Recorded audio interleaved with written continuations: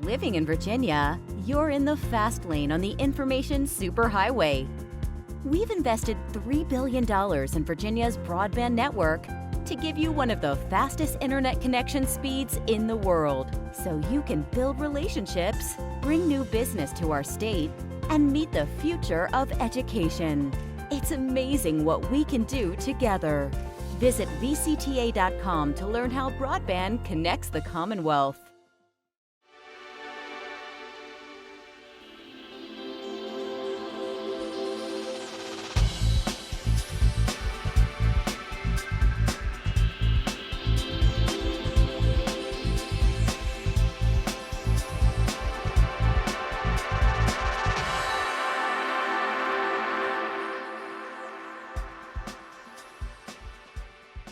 From the General Assembly and the City of Richmond, I'm Woody Evans for Cable Reports, brought to you by the VCTA Broadband Association, connecting Virginians to their government. We're pleased to have Senator Ryan McDougle with us this morning. Good to see you, sir. Good to be here, Woody. I think you are the caucus chair for the Senate Republicans this year? Yes, sir. Tell us about those duties and responsibilities and what that means for your constituents. Well, in addition to being elected from the district, I also hold a leadership role within our party in the Senate. That means that we try to make sure that we know where the members are going, where they have issues, and we try to work to build a unified talking points. Because right now, the governor has the bully pulpit to express his views. There's no majority in the House of Delegates. The Senate is as close as any of the three, even though Democrats still control the Senate. So we try to make sure that we are able to express the views that a majority of the voters had in the last elections. Those voters just didn't happen to be in the right districts. And what has happened in terms of that leadership overhaul the Democrats now control in terms of your committee assignments? Democrats, the election in the Senate, the Republicans had a 21-19 majority for the last 4 years. That's flipped, and so now the Democrats have a 21-19 majority. As a result of that, they removed many senior Republicans, including myself, off of some key committees, and they hold all the committee chairmanship and the ability to make those decisions. But in the Senate, it is still different than the House. Even in the minority, we have the ability to influence. And there's one vote that separates, because it takes 21 members of the legislature to pass a budget, 21 members of the legislature to elect judges and vote on constitutional amendments. So that means that we still have the ability to be very impactful going forward. And there are a lot of really important issues that affect people very directly that are being discussed. In the proposals, in my opinion, that are moving forward as proposed by the governor and the Democratic Party are extremely liberal and extremely regressive for the Commonwealth. And we're making the arguments about how they are so and why there are better ways for Virginia to move forward. Talk to us about some of those issues, because I know at least a couple of your colleagues had a direct response to the State of the Commonwealth address that the governor gave last Wednesday. Well, there are a number of different things, but the one that I have heard the most from as far as my constituents, and I would say 95+% of our communication is on their constitutional rights, specifically the Second Amendment. There are a couple, I would say, extremely draconian proposals that are going through. One that was proposed in the Senate, the patron just withdrew it this week because even I think they realized how bad it was, would confiscate firearms. Even had one individual say that the 1945 service revolver or pistol that they had from their father from World War II would have been in the weapons that were confiscated. But the one, Woody, that scares me the most, and my background, I grew up after law school, I went to prosecute, so I have a law enforcement background working through the Commonwealth's Attorney's Office, is the one that they have turned as the red flag. But the way the words of the bill say, if you're a danger to yourself, and somebody can articulate that, then that is the first way that the government can go in and search your house. So you don't have to be a danger to somebody else. You don't have to have committed a crime. You don't have to have alleged to have committed a crime. But think about how bad that is. What if you have a health condition and you don't decide to go and seek medical treatment? You're a danger to yourself by not doing that. Is that the amorphous standard that we want to give the government to be able to come in and search our homes? I think it is extremely dangerous, and to allow the government to come in and search your house off of a civil proceeding, and I'm fighting vehemently to change it. Now, how would that work? For example, like you say, if someone missed an appointment with a mental health professional, would someone have to swear out a petition in order for that process to be invoked? The process would be you would go to, there's a couple different places you could go to present that information, and then a magistrate or a judge could say there's probable cause. In Virginia, probable cause is not the lowest standard, but it's next to the lowest standard. So it's not even 50%. The case law out there says more likely than not. If you had to put a number on it, it's about 1/3% likely. And under that, the government would be able to then move forward to, without you being there, without you being able to say, that's not what I said, that's really not the situation, these are the real facts, the government could move forward. And that's just extremely dangerous in a civil proceeding where the parties are not required to be present. Now, there's some other pieces of legislation, I think, that came out of at least a committee earlier this week. I assume those you oppose as well, in terms of the Second Amendment. There's a number of pieces of bills that have come through, but I think the most dangerous, the most concerning to all citizens, whether you live in a rural area or an urban area, do you want the government to be able to come in and search your house when you've not committed a crime or alleged to have committed a crime?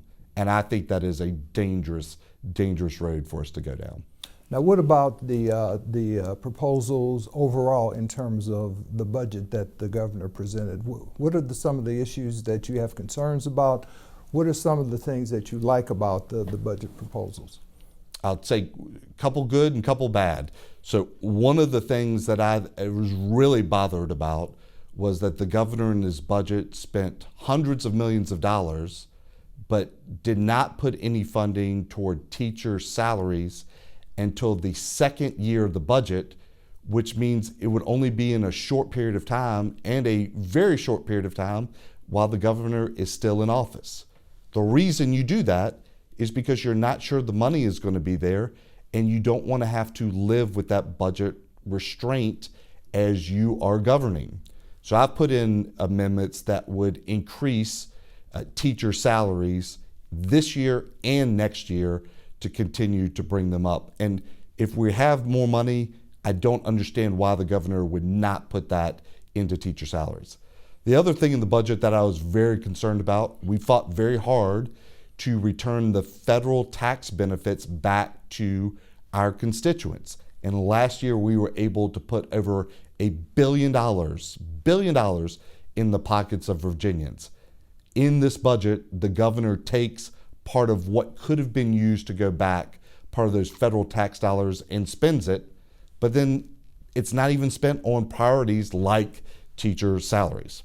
The good thing the governor did put in the budget was additional money for broadband. We fought very hard. We talk about this show being broadband, but so many of my constituents, particularly in the areas where this is being shown, don't have access to basic communication that most of us think are just the way life works and how you operate. We need to make sure those areas are protected.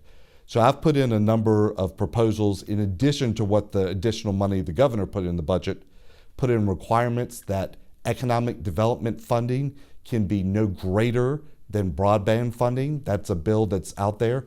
If we're making sure that these wealthy areas like Fairfax are continuing to grow, we also need to make sure the rest of Virginia is continuing to grow, and broadband is the key to that.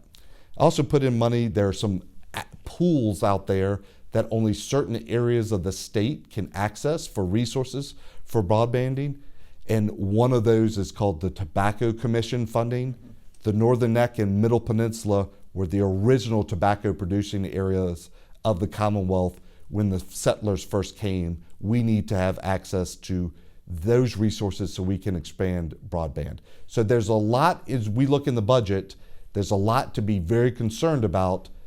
$500 million versus tax increase, taking money away that should go back to Virginians and not spending it in core priorities like teacher salaries that we're going to be fighting against very hard.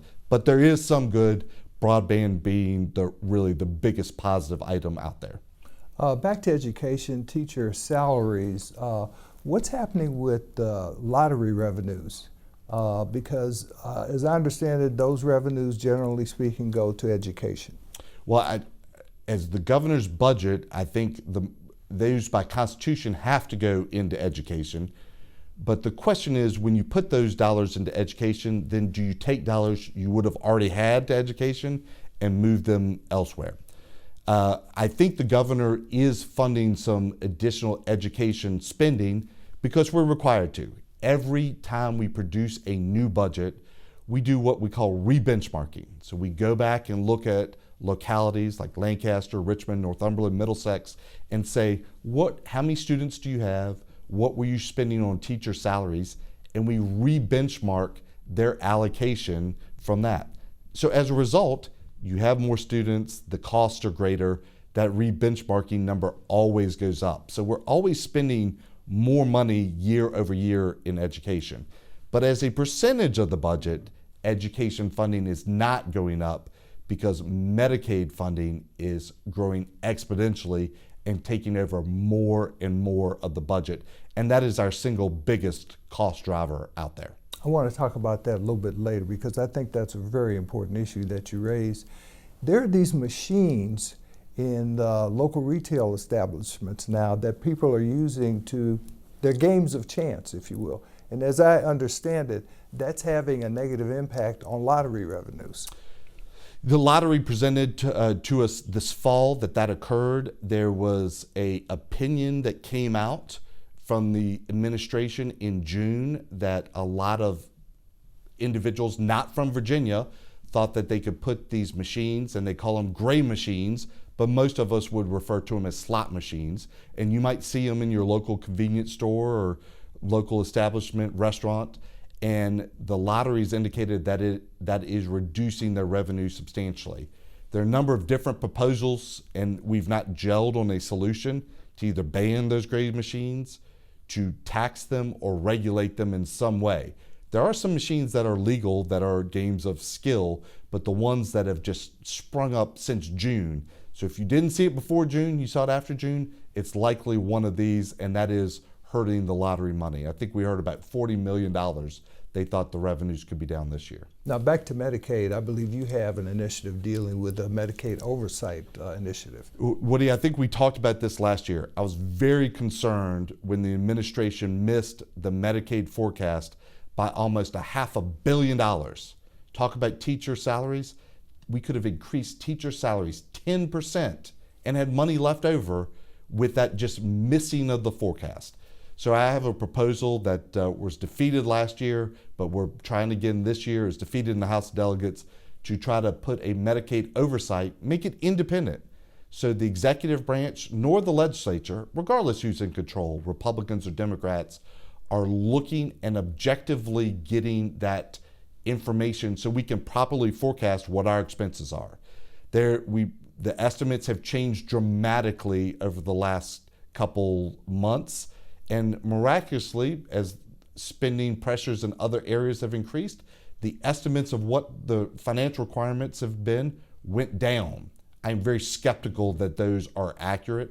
And I think as we go forward over the next 2 years, we will find that Medicaid expenses are going to be tremendously higher than what we expected. And people are going to clamor, how are we going to fund that? And my concern is that they're going to try to raise taxes.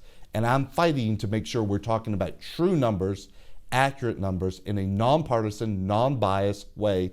The public has access to go in and see what those are too. Right now, I can't even find out, because it's an executive branch agency, how they come up with their estimates. and they've been wrong so many times, there's no way you could rely on them in good faith to come up with the estimate. And Virginian taxpayers are going to have to fund that. They're the ones that are going to be hurt because they're either going to have to cut spending in other key areas like sheriff's deputies, law enforcement, transportation, and education, or they're going to have to raise taxes. And those, we need to make sure we're having those discussions candidly and accurately up front. Do you think you're going to get any more traction on your proposal to change the budget process the way it works now in terms of a biennial budget? That bill has historically passed the Senate, and for the viewers at home, what it would do would say the governor has to follow their budget. Right now, a governor, after they're elected, comes into office, and on the first day, they're working with a budget that was introduced by the outgoing governor. That outgoing governor could be of the same party, that outgoing governor could be of a different party, but they're working on somebody else's budget. And as a result, when they leave, they don't have to operate under the last budget they introduced either. The governor introduces a budget which we found to be very political historically, and then that governor is no longer in office, and everybody else is having to deal with the fiscal, financial ramifications of that budget. It just doesn't make sense. Governors should have to run their administration under the budget that they propose, govern under that budget, and we're trying to set that standard. But the budget is set up to coincide with the elections of the House of Delegates, and so my friends in the House have not been very receptive to our good government change because it doesn't run with their term of office. And I understand you also have concerns about right to work. You know, I grew up, my mom was a school teacher, started her own business back in the 70s. She's taught me so much and what she has been able to accomplish. She's 75 years old and still works every day. She works oftentimes 60, 70 hours a week, which concerns me a little bit, I might add. But she is the epitome of an individual who had something they wanted to do, grew that business, and it still goes forward today. The proposals coming down, we talk about them as right to work, but what they really are is devastating for entrepreneurs and business leaders like my mom. Because what they would say is that regardless of whether all of her employees wanted to join, that they could unionize her business. A union out of New York or California could come in and say, we're going to unionize your shop. And if they get a majority, 50+1 of the people to agree to that, then everybody else, even if they don't agree with the union, still has to spend their money that they work for to pay dues to that group. That's just wrong. That's just wrong. We should not, as a government, put into place a statute that requires hardworking people to pay money to a group, a private group, that they don't want to join. And it will be devastating for business.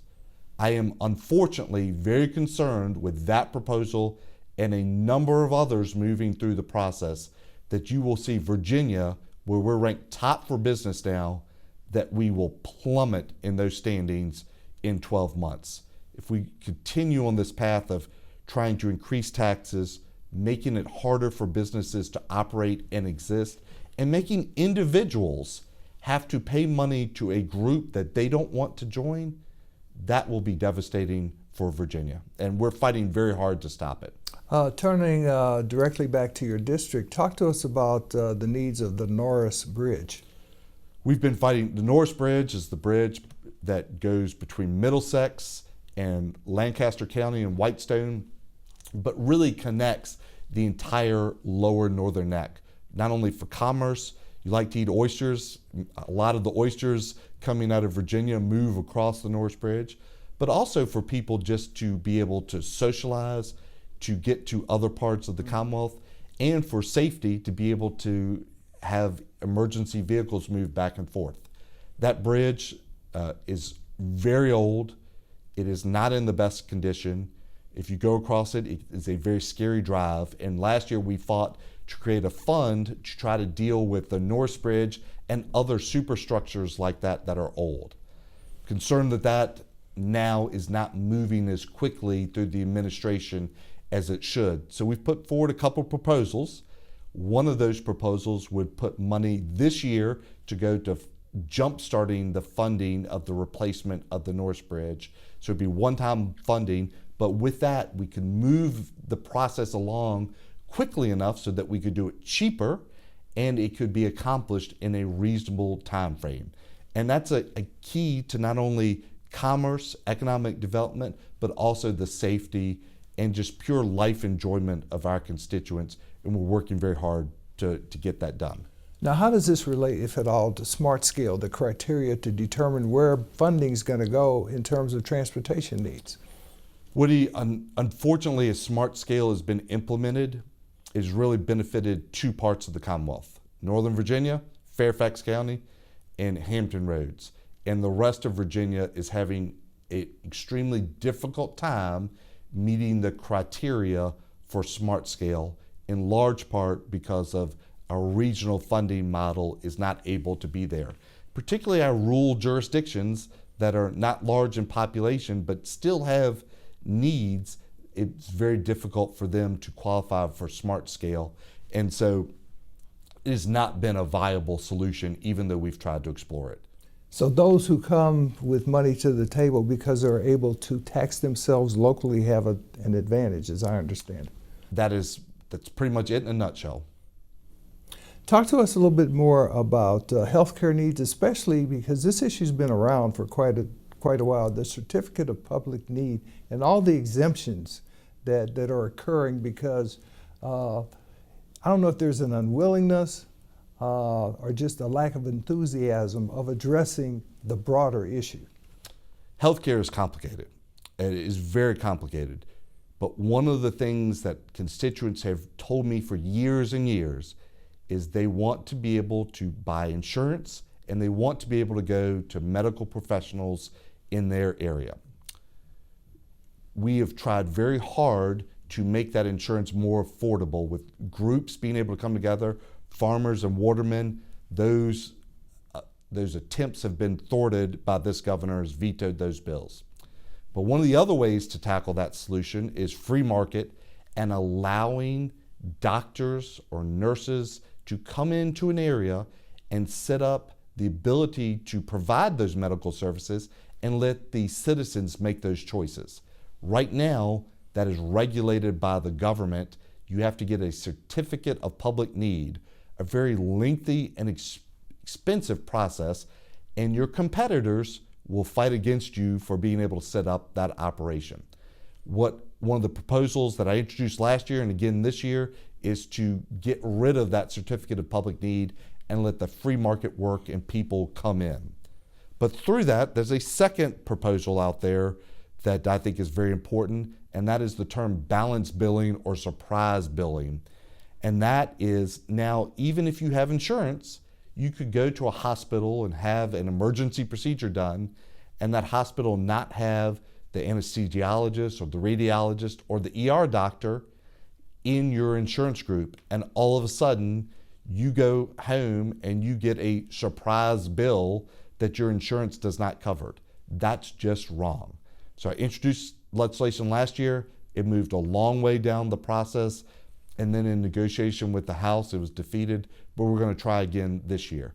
We need to make healthcare more transparent to the public so the people can have choices about where they go, who they get services from, and they know what those expenses will be so they can budget and make decisions about their healthcare. It'll make it better for all of us if those proposals move forward.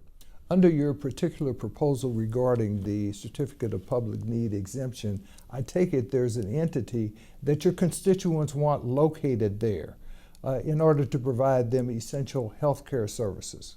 Particularly in rural areas, our options are very limited. The certificate of public need process really much says somebody has to set up a full-time operation and that it can't compete too aggressively with an operation that's already there. If we open up this to free market, we could have entities that come in for 1 or 2 days a week, set up the ability to have testing done, set up the ability to have procedures done so citizens could come in and have that access to good health care locally instead of having to drive hours to somewhere else to get it. It is common sense, it's logical, and our citizens deserve it. Now this balanced billing, or surprise billing, if you will, you've described a circumstance where that is most likely to occur in an emergency circumstance. What about elective services? Should people at least have some ability to be put on notice about this surprise billing problem? Absolutely. The legislation I've introduced is focused on the emergencies. There's other legislation that's being introduced that focuses on those elective or choice procedures that you have, so that a individual going to have a procedure would have to be given written notice about that potential surprise billing. Information is really important, and we get it almost every aspect of our lives except healthcare. We don't get that information, and individuals should not be surprised when they're going to get their healthcare done about what the cost will be. You know, my wife has had a number of procedures over the last 6 years, and we've been in and out of ERs and surgery centers in the last 4 months a number of times. And I'm always asking those questions because I know to ask and am concerned. But the reality is, if we're in the ER and you're in trauma, you don't have a choice. You're going to have to get the procedure done. We should protect Virginians from that balanced or surprise billing. Now, there's a resolution that has to pass once more this session if the voters will have an opportunity to determine whether they want some kind of independent commission to determine who draws lines at the state level and at the congressional level. What do you think is going to happen? It's a good question. Woody, I think people forget in the Senate of Virginia, the Democrat members of the Senate drew our district almost 10 years ago now. We did not have, Republicans didn't have a lot of input. Very happy with my area. I love it. It's where I grew up. But we were not involved too much in that process. The proposal last year passed bipartisan support for an independent redistricting commission. But on the first day of session, we got a procedural resolution introduced by the House Democrats that would have said we didn't even have to take up that independent redistricting resolution to go on the ballot for Virginians to make the decision. Really? We caught that. I offered amendment and we were able to change it. And so it's now back in the procedural resolution that it has to be taken up by certain timeframes. But we've yet to see whether some of the strongest advocates for that independence, now when they're in the ability to make the decisions, are actually going to live up to their historic promises. And I'm unfortunately not too optimistic. Great. Well, good to see you, Senator Ryan McDougle. Good luck. We hope to see you again. Thank you very much, Woody. Great to talk to y'all. Thank you for watching Cable Reports, brought to you by the VCTA Broadband Association. Until next time, I'm Woody Evans.